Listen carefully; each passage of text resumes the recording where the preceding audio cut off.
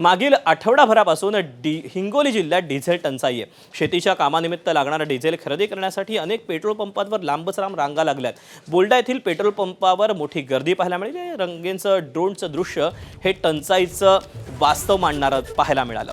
दूरपर्यंत डिझेल भरण्यासाठी ट्रॅक्टरची रांग कशी लागली आहे हे ड्रोनच्या माध्यमातून आपण पाहतोय। त्यामुळे इंधनाची टंचाईची दाहकता आणि शेतकऱ्यांचे कसे हाल होत आहेत हे सांगणारं हे ड्रोनचं दृश्य हिंगोलीतलं।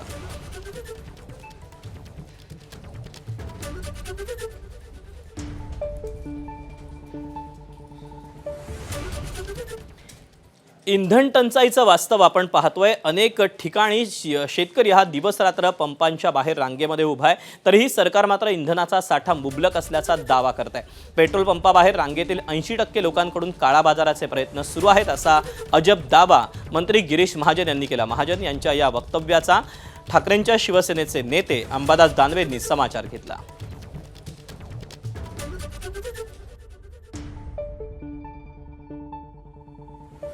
आता सध्या मुबलक डिझेल पेट्रोल सगळ्यांकडे या ठिकाणी आहे, पण फक्त हे जे कॅन घेऊन सगळे 500-500 हजार लोक बसलेत आणि नंतर मग ते रस्त्यावर घेऊन ब्लॅकमेल करतायत, विकतायत।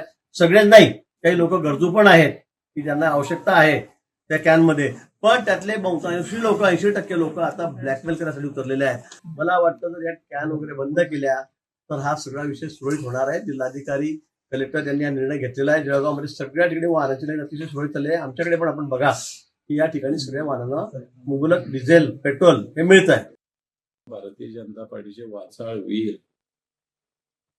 नादानांसारखे जर या सामान्य माणसाला च्या विषयी अशा पद्धतीने वागता येईल तर दुर्दैवी आहे।